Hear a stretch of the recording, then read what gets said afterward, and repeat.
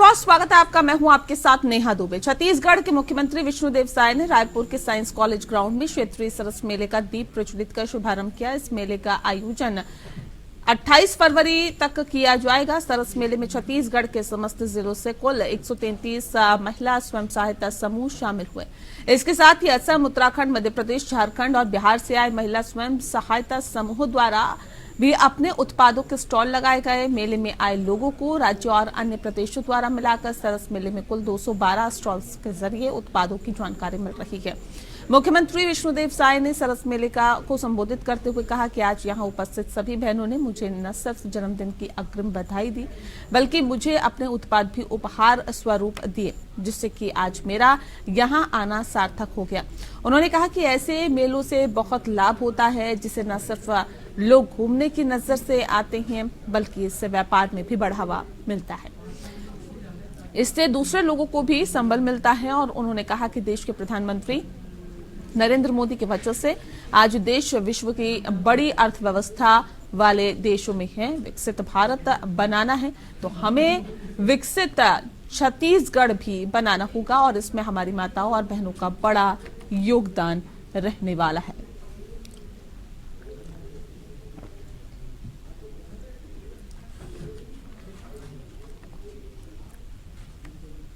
प्रधानमंत्री नरेंद्र मोदी ने मंगलवार को भिलाई स्थित भारतीय प्रौद्योगिकी संस्थान यानी आईआईटी के स्थायी परिसर को राष्ट्र को समर्पित किया है। उन्होंने जम्मू में आयोजित वर्चुअल कार्यक्रम में आईआईटी भिलाई के साथ ही कुरूद और कवर्धा में केंद्रीय विद्यालय के नए बने भवनों का भी लोकार्पण किया। मुख्यमंत्री विष्णुदेव साय भिलाई आईआईटी से ऑनलाइन लोकार्पण कार्यक्रम में जुड़े और उन्होंने भिलाई में उच्च तकनीकी राष्ट्रीय संस्थान आईआईटी के स्थायी और परिसर को राष्ट्र को समर्पित करने के लिए प्रधानमंत्री के प्रति आभार व्यक्त किया।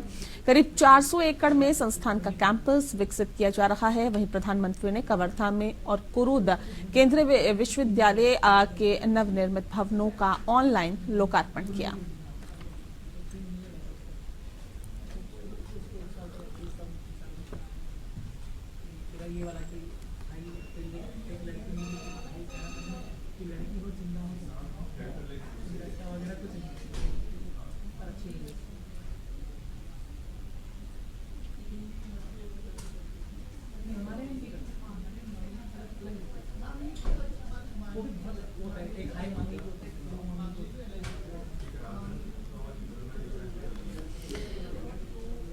तो बता दें आपको कि सीएम विष्णुदेव साय ने लोकार्पण किया है। वर्चुअली जुड़े हैं छत्तीसगढ़ के मुख्यमंत्री विष्णुदेव साय।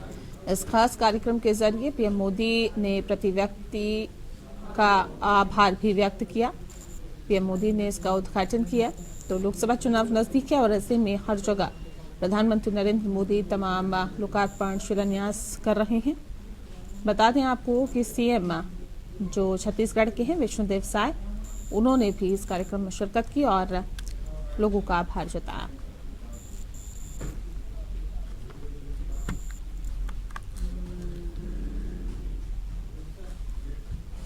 तो प्रधानमंत्री नरेंद्र मोदी ने मंगलवार को भिलाई स्थित भारतीय प्रौद्योगिकी संस्थान यानी आईआईटी के स्थायी परिसर को राष्ट्र को समर्पित किया है। उन्होंने जम्मू में आयोजित वर्चुअल कार्यक्रम में आईआईटी भिलाई के साथ ही कुरूद और कवर्धा में केंद्रीय विश्वविद्यालय के नए बने भवनों का भी लोकार्पण किया।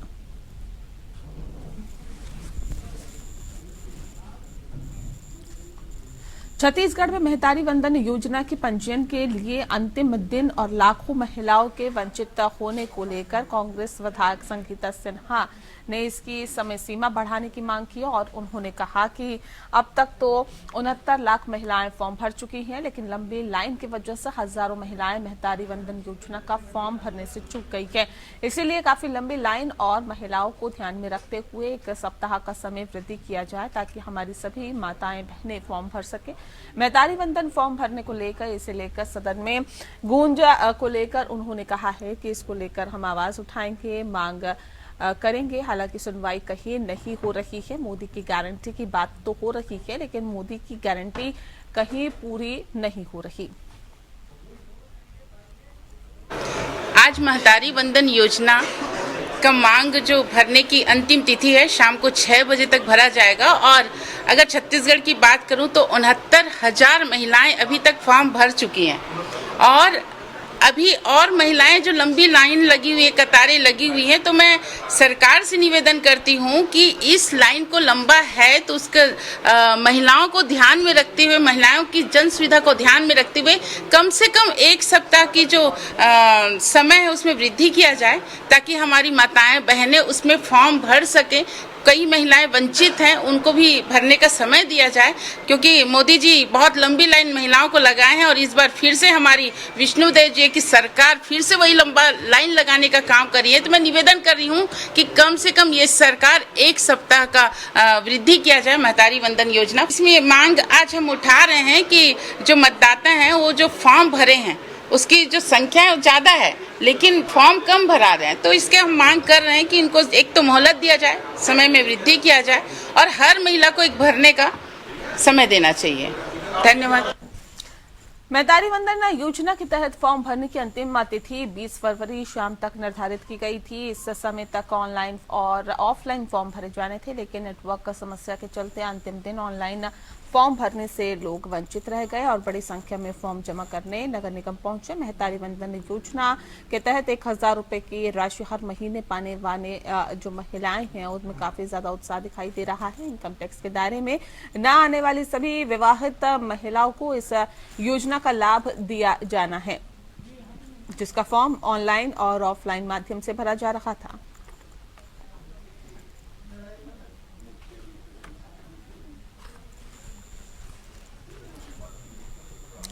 केंद्रीय शिक्षा मंत्री धर्मेंद्र प्रधान ने छत्तीसगढ़ में पीएम श्री योजना का शुभारंभ करते हुए कहा है कि छत्तीसगढ़ के मुख्यमंत्री विष्णुदेव साय ने शिक्षा को अपनी सर्वोच्च प्राथमिकता में रखा है। भारत सरकार शिक्षा के विकास के लिए छत्तीसगढ़ सरकार के साथ कदम से कदम मिलाएगी और चलेगी। बता दें आपको कि पीएम श्री योजना के द्वितीय चरण में छत्तीसगढ़ की अपेक्षाओं के अनुरूप अधिक से अधिक स्कूलों को शामिल किया जाएगा। उन्होंने कहा कि छत्तीसगढ़ के 211 स्कूलों में पीएम योजना की शुरुआत की गई है, जिसके तहत 2-2 करोड़ प्रति स्कूल राशि खर्च कर स्कूलों को बड़े शहरों और विश्व स्तर के आदर्श स्कूल के रूप में विकसित किया जाएगा। उन्होंने कहा कि प्रधानमंत्री स्कूल फॉर राइजिंग इंडिया प्रधानमंत्री मोदी के विकसित भारत की परिकल्पना का प्रमुख आधार है।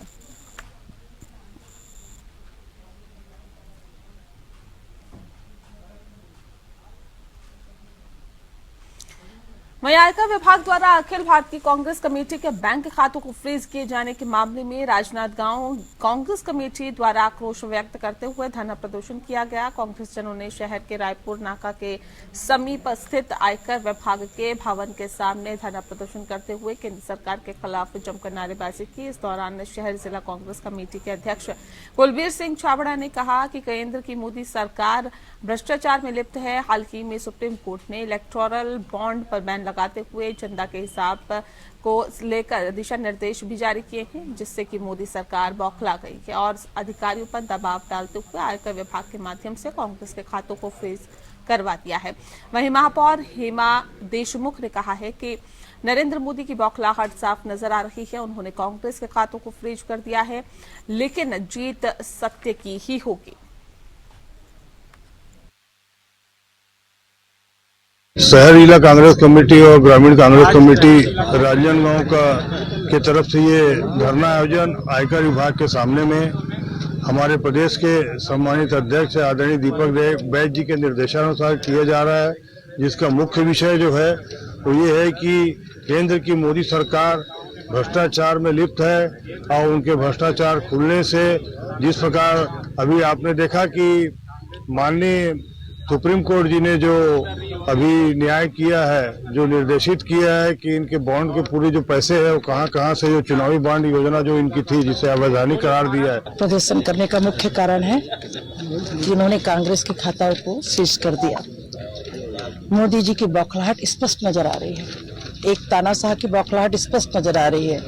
वो ईडी, सीबीआई और इनकम टैक्स जैसे ऑफिस को कठपुतली की तरह इस्तेमाल करती है और इसी के तहत उन्होंने कांग्रेस के बैंकों को सीज कर दिया। उसका प्रमुख और कारण भी है इलेक्टोरल बॉन्ड।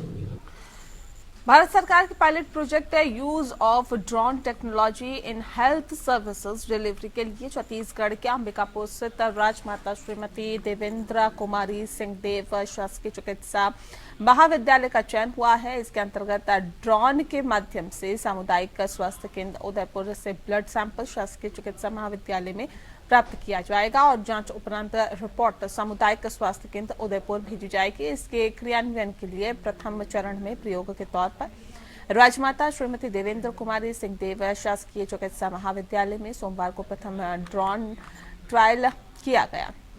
मेडिकल कॉलेज से 40 किलोमीटर दूर उदयपुर सामुदायिक स्वास्थ्य केंद्र से ड्रोन के माध्यम से जांच के लिए ब्लड सैंपल एवं ऑटोकल्चर हेतु सैंपल ड्रोन से भेजे गए हैं। गौर करने वाली बात यह है कि राज्य के मुख्यमंत्री विष्णुदेव साय के निर्देश पर स्वास्थ्य मंत्री श्याम बिहारी जायसवाल राज्य में स्वास्थ्य सुविधाएं बढ़ाने के लिए लगातार तत्पर है। इसी तारतम्य में हाल ही में राज्य में 250 से ज्यादा मेडिकल ऑफिसर और विशेषज्ञ चिकित्सकों की नियुक्ति भी की गई है।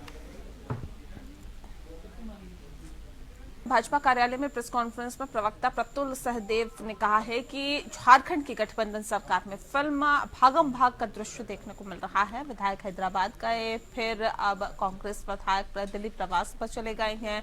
उन्होंने तंज कसते हुए कहा कि मिस्टर इंडिया की तरह ही झारखंड सरकार 4 वर्षों तक जन कल्याण और गरीब कल्याण के मुद्दों पर अदृश्य रही है। मंत्री पद नहीं मिलने से विधायक रूठे हुए हैं। प्रतुल ने कहा है कि मंत्री पद को लेकर विधायकों में जो संवेदनशीलता दिख रही है वह जनता की समस्याओं को उठाने को लेकर नहीं दिखती।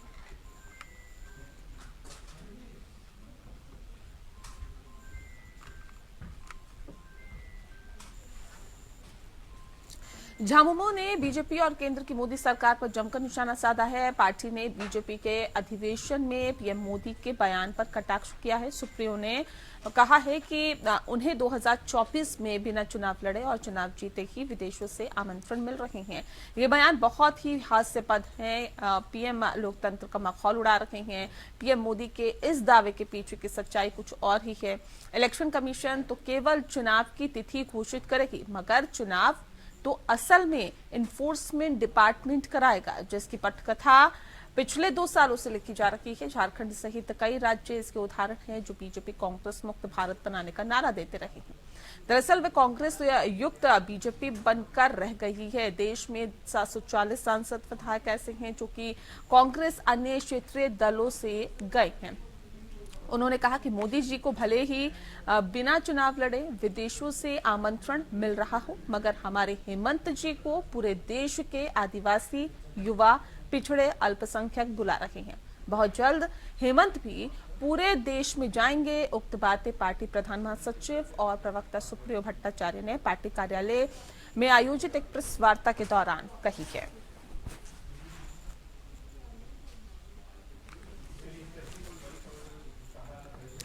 कोयला व्यवसायी अभिषेक श्रीवास्तव हत्याकांड का मुख्य आरोपी टीएसपीसी का सब जोनल कमांडर इरफान अंसारी सहित 3 नक्सलियों को हथियार के साथ गिरफ्तार किया गया।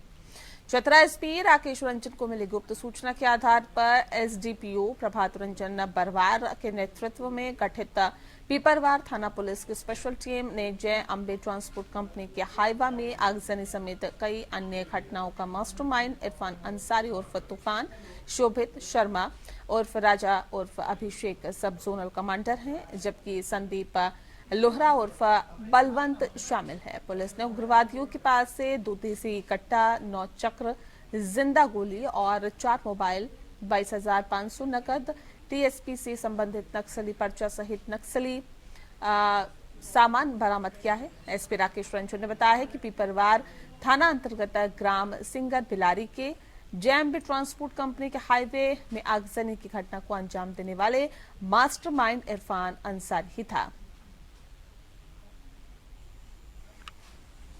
जानते हैं जनवरी माह के शुरुआत में रांची के रातू थाना क्षेत्र में पीपरवार एवं खालारी थाना में सक्रिय कोल व्यवसायी अभिषेक श्रीवास्तव की गोली मारकर निर्मम हत्या कर दी गई थी। उसके उपरांत लगातार सभी कोयला व्यवसायियों एवं टंडवा, पीपरवार, खलारी, रातू इत्यादि के जो रोड कॉन्ट्रैक्टर्स इत्यादि हैं, उन सभी को टीएसपीसी के अभिषेक और बलवंत इन सभी नामों के द्वारा लगातार धमकी दे रही थी और जान से मार देने की धमकी देते हुए लेवी की मांग की जा रही थी। इस क्रम में चतरा पुलिस लगातार एसडीपीओ टंडवा प्रभात बरवार एवं थाना प्रभारी पीपरवार गोविंद, इन सभी की जो एक टीम बनवा के हम लोग लगातार जो छापामारी अनुसंधान करवा रहे थे। इस क्रम में हमें बड़ी सफलता हाथ लगी, जिसमें हम लोगों ने टीएसपीसी के पुराने क्रिमिनल इरफान अंसारी उर्फ तूफान, इसको हम लोगों ने अरेस्ट किया। इसके साथ साथ हमें टीएसपीसी के अभिषेक उर्फ शोभित शर्मा एवं बलवंत, इन तीनों को हम लोगों ने अरेस्ट करने में जो सफलता पाई है। जिले के सुखदेव नगर थाना क्षेत्र के संस्कृत कॉलेज के पास बीते 11 फरवरी को अधिवक्ता रवि मिश्रा को गोली मार दी गई। बता दें आपको कि रांची पुलिस ने इस घटना का खुलासा किया है। पुलिस की जांच में खुलासा हुआ है कि पैसे के लेन देन के विवाद में रवि मिश्रा के दोस्त विक्रम अग्रवाल ने गोली की साजिश रची थी। कोतवाली डीएसपी प्रकाश सोए के नेतृत्व में पुलिस की टीम ने कार्रवाई करते हुए इस घटना में शामिल 3 अपराधियों को गिरफ्तार किया है। बताया भी जा रहा है कि गिरफ्तार अपराधियों में विक्रम अग्रवाल, संजय अग्रवाल और रामू कुमार शामिल हैं।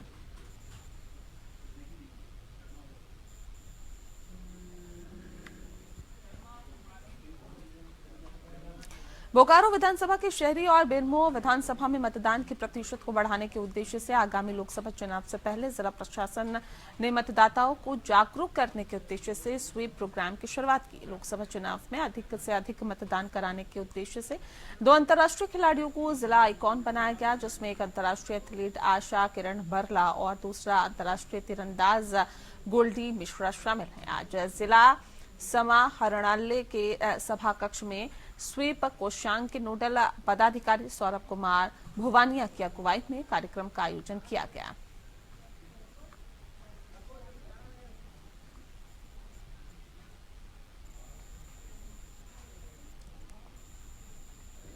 बोकारो में अपराधियों का मनोबल इस कदर बढ़ा हुआ है कि राह चलते लोगों पर अपराधी धारदार हथियार से हमला कर उनसे लूटपाट की घटना को अंजाम देने का प्रयास कर रहे हैं। ऐसा ही एक मामला बोकारो के सेक्टर 2D में सामने आया है, जहां पर अहले सुबह 4:30 बजे ऑटो से उतरकर जब अभय कुमार मिश्रा अपने घर पैदल आ रहे थे, इसी दौरान 4 की संख्या में बाइक सवार अपराधियों ने पहले उनको रोका। जब वो नहीं रुके तो उनके ऊपर धारदार हथियार से हमला कर दिया। हालांकि धारदार हथियार थैली में जाकर लगी और वह बाल बाल बच गए। उन्होंने जोर से हल्ला किया तो मौके पर अपराधी फरार हो गए। इसका सीसीटीवी फुटेज भी सामने आ रहा है और इसमें अपराधी उनको घेर कर लूटपाट करने का प्रयास करते हुए नजर आ रहे हैं।